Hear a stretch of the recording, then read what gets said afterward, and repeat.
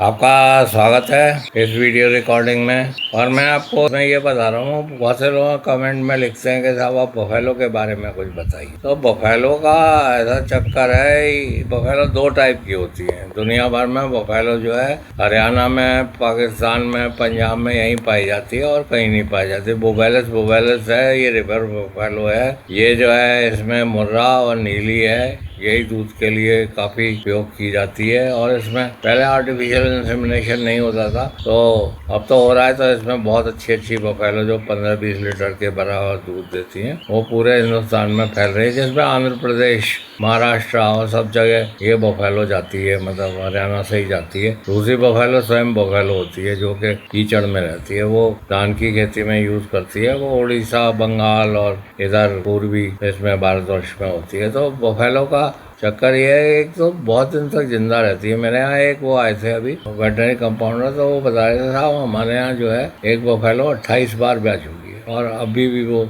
मतलब हम उसको बेच नहीं रहे। तो ये काफ़ी दिन तक रहती हैं, रफ उस पर भी रहती हैं, बाढ़ में भी रह सकती हैं। तो ये हिंदुस्तान की सौगात है, ये दुनिया में और कहीं भी यूरोप में या और जगह जो है ये होती नहीं है। अब बुल्गारिया वगैरह में, साउथ उसमें वो रखने लगे हैं। वैसे तो इंग्लैंड में भी कुछ लोग रख लेते हैं, पर ये जो बोवेलिस है वो यहीं की है। इसकी विशेष इसमें 3 डिफिकल्टी हैं। एक तो ये है कि ये मतलब पानी की बफेलो है, वाटर बफेलो है, तो इसको नदी चाहिए, तो ये अच्छा करती है। पर आजकल लोग फॉगर लगा के ऐसे रख लेते हैं, तो ये काफ़ी अच्छा काम करती है। दूसरी बात ये है कि ये मिल्किंग मशीन नहीं लगाती इतनी आसानी से, पर अब किसी जगह मैं देख रहा हूँ कि मिल्किंग मशीन को भी लगा देते हैं, और वो गाय वाली मिल्किंग मशीन इस पर भी काम करते हुए मैंने देखा है। तो जो अधिक दूध देने वाली बफेलो है वो मिल्किंग मशीन, वैसे इनकी मिल्किंग मशीन डिफरेंट आती है बफेलो में दूध निकालने में, पर ज़्यादातर लोग जो इसको रखते हैं वो खुद ही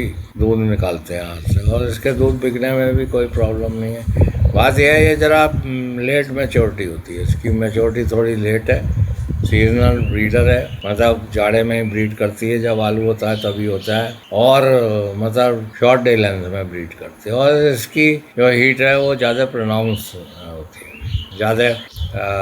ज़्यादा प्रोनाउंस नहीं होती। जैसे गाय में तो फ़ौरन पता चल जाता है कि साहब ये हीट में आ गया। इसमें बार बार पेशाब करना या मतलब उसके थन सूजना, जो बफेलो रखते हैं वो देख लेते हैं। और ज़्यादातर लोगों पे, काफ़ी लोगों पे भैंसा भी होता है, तो भैंसा खुद ही इसकी खबर ले लेता है। तो मैंने आपको ये बताया कि बफेलो जो है काफ़ी इम्पोर्टेंट होता जा रहा है, क्योंकि अब इसके जेनोमिक बफेलो बनाने का भी वो प्रयास हो रहा है। वो दिन दूर नहीं है जबकि 25-30 लीटर वाली बफेलो हो जाए। अभी ज़रा कम है और उनकी कॉस्ट काफ़ी ज़्यादा हो जाती है, 3-4-5 लाख तक जाती है। तो जेनोमिक्स मतलब ये होते हैं कि उसके न्यूक्लिक एसिड सीक्वेंस, उसके जीन की पता कर लेते हैं वो। और जब वो सांड जो है बच्चा होता है, जब बछड़ा वो कट रहा होता है, तभी पता लगा लेते हैं कि ये इसकी वो जो है वो ज़्यादा दूध देगी। देखिए ऐसा है कि अगर मैं होशियार हूँ तो कोई ज़रूरी नहीं है कि मेरे सब बच्चे होशियार मिल रहे हैं। तो ये मिल्क प्रोडक्शन में भी होता है। ठीक है, संभावना है बनेंगे, पर वो कोई गारंटी नहीं है इस बात की। तो मिल्क प्रोडक्शन में भी ये होता है। फिर उसे मैस्टाइटिस होती है या नहीं होती, उसमें रिपीट ब्रीडिंग होती है नहीं, उसमें अबॉर्शन होते हैं या नहीं होते हैं। तो सब चीज़ों के लिए आजकल जो है जेनेटिक एवेल्यूएशन, जेनेटिक वैल्यू होती है, वो जीनोम की स्टडी करके और शुरू में निकाल लेते हैं। इसी में से बहुत सारी गाय बनी है। अभी गिरी की भी जीनोमिक बुल्स हैं, और जो उनके बच्चे जो हैं वो 30-40 लीटर दूध देते हैं। तो जब तक जीनोमिक्स नहीं आएगी तब तक जो है उसकी प्रोग्रेस नहीं होती। इसमें मतलब डॉक्टर सिक्का है, उनकी टीम है वहाँ पे हिसार में, वो लोग काम कर रहे हैं और जल्दी आपको इसके जीनोमिक्स वो मिल जाएंगे। तो इसकी दिक्कत यही है कि इसका एक तो जेस्टेशन पीरियड जो है वो 10 महीने होता है, 10 महीने 11 महीने। तो इस बार ये ब्याई अक्टूबर में, तो अगले साल ब्याएगी फिर नवंबर में, फिर ब्याएगी दिसंबर में। हर साल इसका ब्रीडिंग जो है वो स्लिप होता जाता है। वैसे गाय का तो 9 महीना होता है, तो वो हर साल उसी साल में एक बार ब्याती है। ये जो है 3-4 बार ब्याती है, और जब ये दिसंबर के बाद ब्याती है, फरवरी उसके बाद गर्मी आ जाती है, ब्रीड नहीं करती, तो इसको फिर कहते हैं साहब ये दुबर्सी हो गई। और बहुत सी बफेलो जो है बहुत ही रफ फूड पर रह के और 3, 4, 5 लीटर दूध अपने देते हैं। इनकी ब्रीडिंग की भी कोई खास प्रॉब्लम नहीं है, क्योंकि भैंसा साथ में रहता है,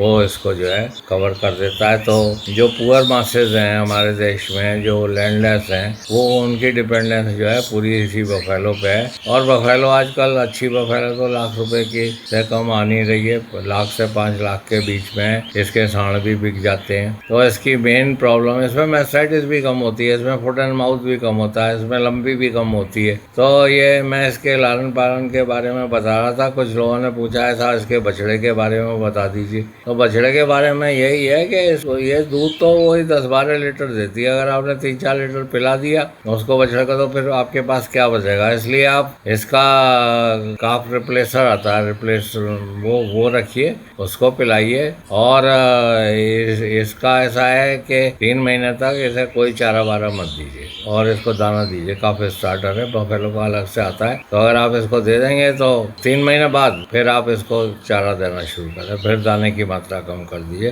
तो वो मेरी किताब है, उसमें मैंने लालन पालन बछड़ों का लिख रखा है, तो आप उसे खरीद लीजिए, वो यहाँ से मिल जाती है आपको। तो और वैसे भी आपको इनको तजुर्बा रहता है, वो जानते हैं कि इसका लालन पालन कैसे करते हैं। हरियाणा में तो 5-5, 6-6 लीटर दूध पिला देते हैं इनको। तो आप मतलब मिल्क रिप्लेसर लेके आप इसको कर सकते हैं, क्योंकि पहले ऐसा था कि 2, 2.5, 3 साल में ब्याती थी। आजकल जो है अगर आप हरियाणा में जाएंगे तो 15, 16 या 20 महीने में वो प्रेग्नेंट हो जाती है। और एक बार बफेलो प्रेग्नेंट हो गई तो उसकी काफ़ी कीमत है। इसमें प्रोलैप्स ऑफ यूट्रस की काफ़ी प्रॉब्लम है, और मैंने बायोप्लेक्स की गोली देने से और हीट में आने के लिए, और प्रोलैप्स ऑफ यूट्रस में बायोप्लेक्स की गोली देने से और बेटर कंसेप्शन के लिए, तो उसका काफ़ी लाभ होता है। और रिसेप्टल का प्रयोग होने से इसमें कंसेप्शन भी अच्छा होता है। अगर आपके डॉक्टर साहब जानते हैं तो वो इसमें प्रोप्रास्टिनॉल, प्रोस्टाग्लैंडिन का भी उपयोग कर सकते हैं, इनको सिंक्रोनाइज भी कर सकते हैं। मैं अंत में यही कहूँगा कि बफेलोज में जो है वो एम्ब्रियो ट्रांसफर नहीं होता है, बहुत प्रैक्टिकल नहीं है, बहुत सक्सेसफुल नहीं है। परंतु इसके क्लोन्ड एनिमल्स जो है हिसार में और करनाल में बना लिए गए हैं। और हिसार में तो क्लोन्ड गिरी गाय भी बना ली है अभी, और चाइना ने जो है क्लोन्ड हॉल्स्टीन भी बना ली है जो 45 लीटर दूध देती है। तो क्लोनिंग टेक्निक से इसकी वो हो रही है। क्लोनिंग ये होती है कि मतलब उसकी शरीर में से एक सेल निकाल के उसी से जानवर बना लेते हैं, तो बिल्कुल आइडेंटिकल जानवर बन जाता है। धन्यवाद, आपने सुना बफेलो फीडिंग के बारे में, काफ़ी लोग जानते हैं।